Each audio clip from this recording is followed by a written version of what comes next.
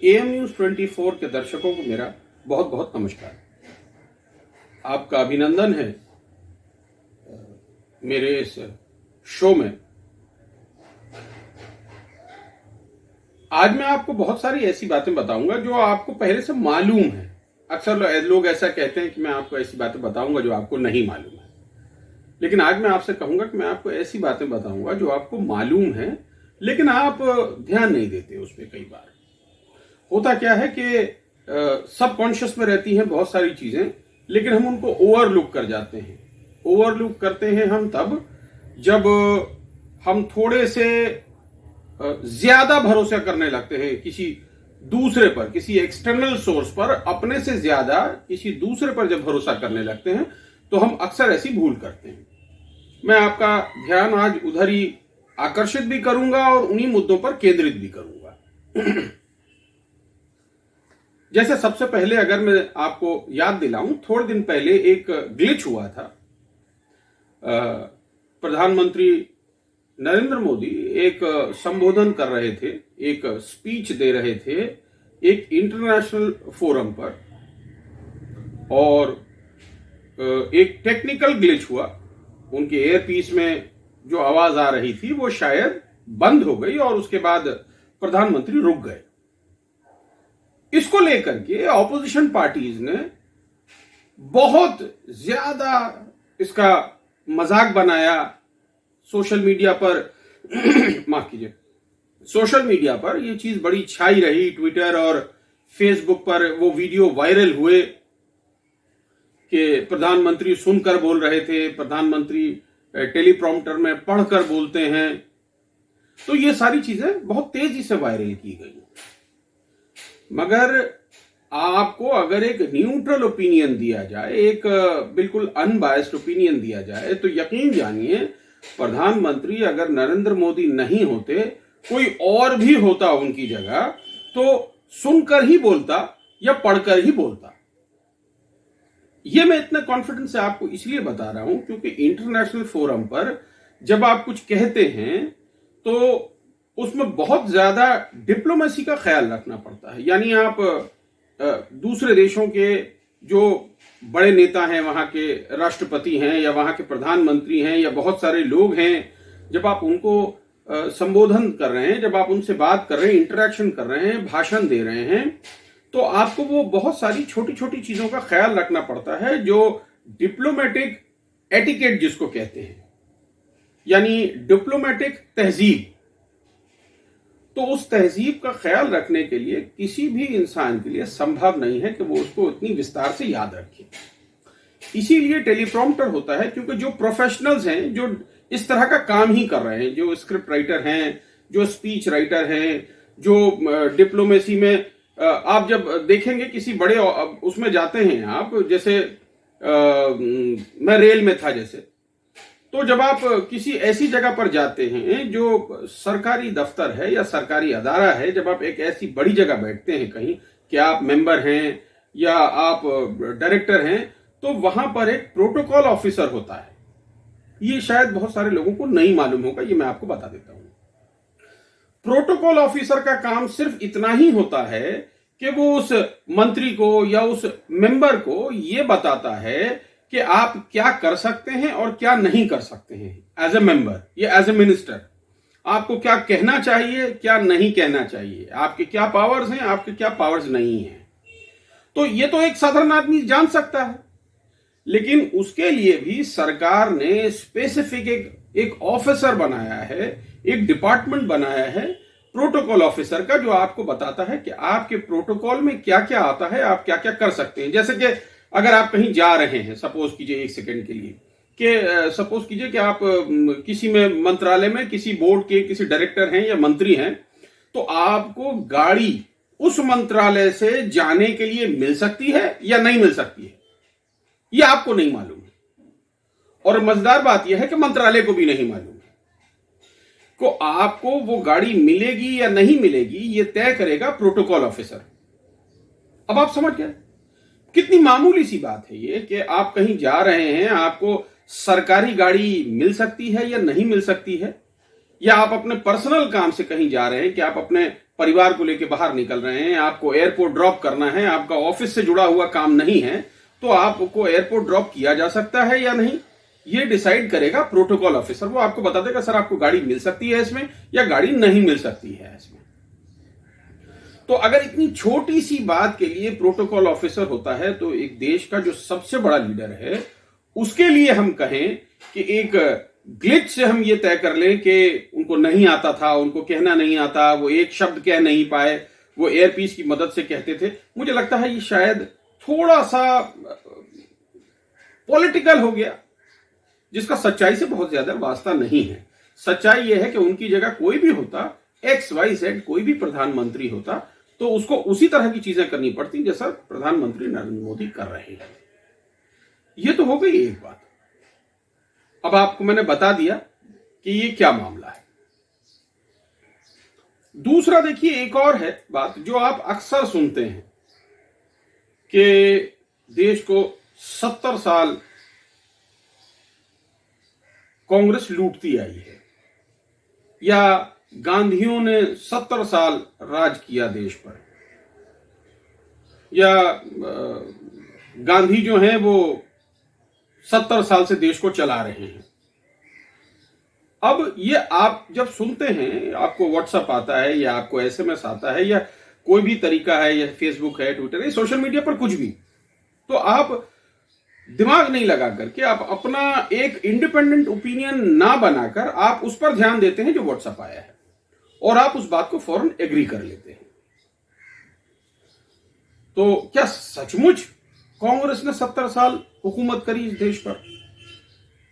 क्या ये सच है कि गांधियों का बहुत प्रभाव रहा सरकारों पर, या उनके परिवार के लोग ही प्रधानमंत्री बनते आए आज तक? तो इसके लिए थोड़ा सा आपको इन 70 सालों को खंगालना पड़ेगा।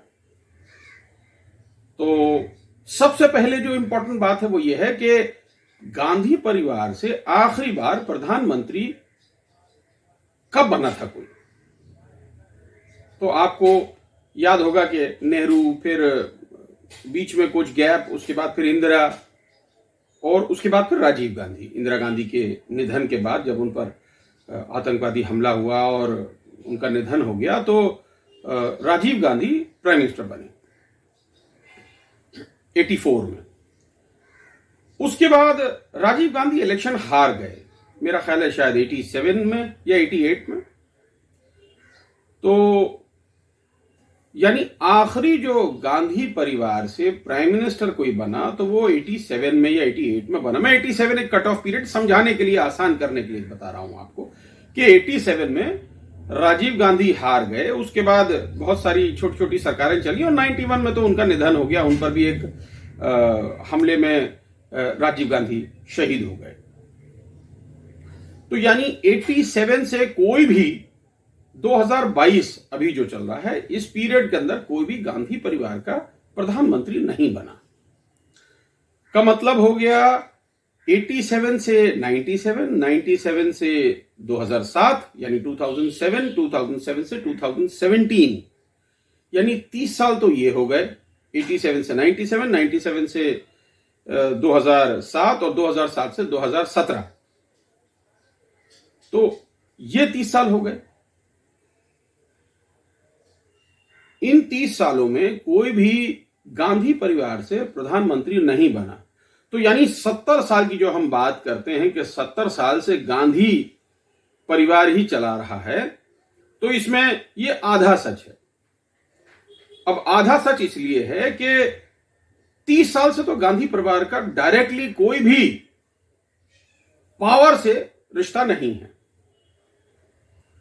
तो यानी अब बच गया 40 साल, यानी 47 से और 87 तक, 47 से 57, 67, 77, 87। अब इस पीरियड में कहा जाएगा कि इस पीरियड में 3 गांधी जो हैं वो प्राइम मिनिस्टर बने।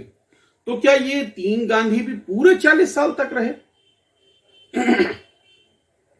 तो इसमें आप देखेंगे कि नेहरू बने, उसके बाद फिर लाल बहादुर शास्त्री बने, मुरारजी देसाई बने, गुलजारी लाल नंदा बने, इंदिरा बनी, फिर राजीव बने। तो यानी ये भी 40 साल में 5-7 साल का पीरियड एक ऐसा पीरियड है, 7 साल का या 8 साल का, जब वहां पर दूसरे लोग प्राइम मिनिस्टर बने।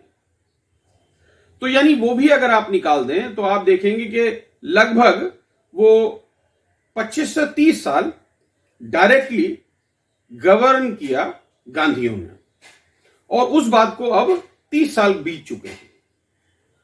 30 साल से भी ज्यादा, 30 साल तो 2017 तक हुए थे, 17 के बाद 22, यानी और 5 साल, यानी 35 साल लगभग दूसरों ने शासन किया 87 के बाद, और 87 से पहले भी गांधी परिवार ने 15 से 20 साल शासन किया, और बाकी पीरियड दूसरे लोगों ने किया।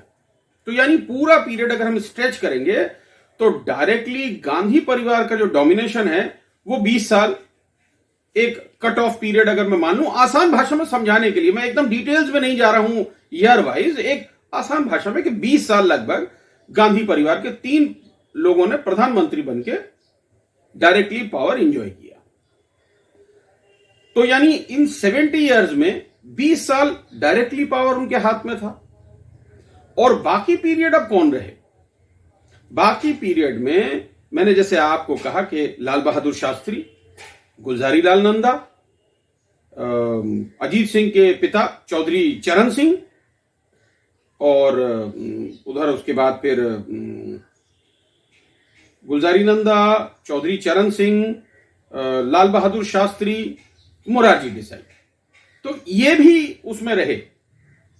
अब उसके बाद अगर मैं उस पीरियड को छोड़ के अब 87 के बाद आ जाता हूं, पोस्ट 87 टिल 2002, तो गांधी परिवार का कोई भी नहीं है जो डायरेक्टली प्राइम मिनिस्टर बना हो या किसी ऐसी जगह संवैधानिक पद पर बैठा हो जो देश चला रहा हो। बहुत लोगों का ऐसा मानना है, बहुत सारे लोग बहुत ऐसा तर्क देते हैं कि भले ही गांधी प्रधानमंत्री नहीं बने तो क्या है, यानी सोनिया गांधी और राहुल गांधी नहीं बने तो क्या है, मनमोहन सिंह की सरकार उन्होंने पीछे से चलाई। हो सकता है, मैं इसको कोई कॉन्ट्रडिक्ट नहीं कर रहा हूं कि नहीं चलाई होगी, मैं नहीं जानता चलाई कि नहीं चलाई, क्योंकि मनमोहन सिंह एक काबिल आदमी है, और अपने कार्यकाल में जो 10 साल वो प्रधानमंत्री रहे, माफ कीजिएगा, तो उसमें उन्होंने अपनी गवर्नेंस की एक छाप छोड़ी है। अगर आप उस पीरियड को देखेंगे तो वो एक छाप आपको मिलेगी। और उससे पहले 91 से पीवी नरसिम्हा राव, वो भी 5 साल सरकार चला के गए, यानी 10 साल मनमोहन सिंह और 5 साल नरसिम्हा राव, यानी 87 के बाद 15 साल ये कांग्रेस पार्टी की सरकार रही, मगर डायरेक्टली गांधीज ने पावर एंजॉय नहीं किया। और पीरियड कितना हो गया 87 से? लगभग 35 साल। 35 साल में 15 साल कांग्रेस ने एंजॉय किया, यानी बाकी का एक बड़ा पीरियड है 20 साल का, वो कांग्रेस ने एंजॉय नहीं किया। उसमें कांग्रेस की सरकार नहीं थी, उसमें वाजपेयी जी थे, उसमें आई.के. गुजराल थे, उसमें देवेगौड़ा थे, उसमें वीपी सिंह थे, उसमें अटल बिहारी वाजपेयी थे, और अब प्रधानमंत्री नरेंद्र मोदी हैं। तो इसका मतलब यह हुआ कि जब हम अगर ऐसा नरेशन देते हैं, ऐसा बताते हैं कि 70 साल कांग्रेस ने हुकूमत करी, तो अभी हमने 4 दिन पहले 26 जनवरी यानी हमने 75वां गणतंत्र दिवस मनाया। अगर हम ये कह दें एकदम ब्लैंक होकर के, बिना सोचे समझे कि 70 साल कांग्रेस ने मिस रूल किया, जैसा कहते हैं कहने वाले, या जैसे व्हाट्सएप फॉरवर्ड आते हैं, तो इन 70 साल में प्रधानमंत्री मोदी के भी कुछ ईयर्स चले गए उसमें, क्योंकि अगर 75 साल अभी हो रहे हैं और प्रधानमंत्री 8 साल से हैं, तो इसका मतलब हुआ कि प्रधानमंत्री के भी 3 साल उस 70 साल में चले गए। वाजपेयी 6.5 साल रहे, उनके भी 70 साल में चले गए। वीपी सिंह, वो भी 1.5 साल 2 साल थे, उनके भी उस 70 साल में चले गए। उसके बाद वो सारा पीरियड चला गया, यानी गुलजारी लाल नंदा,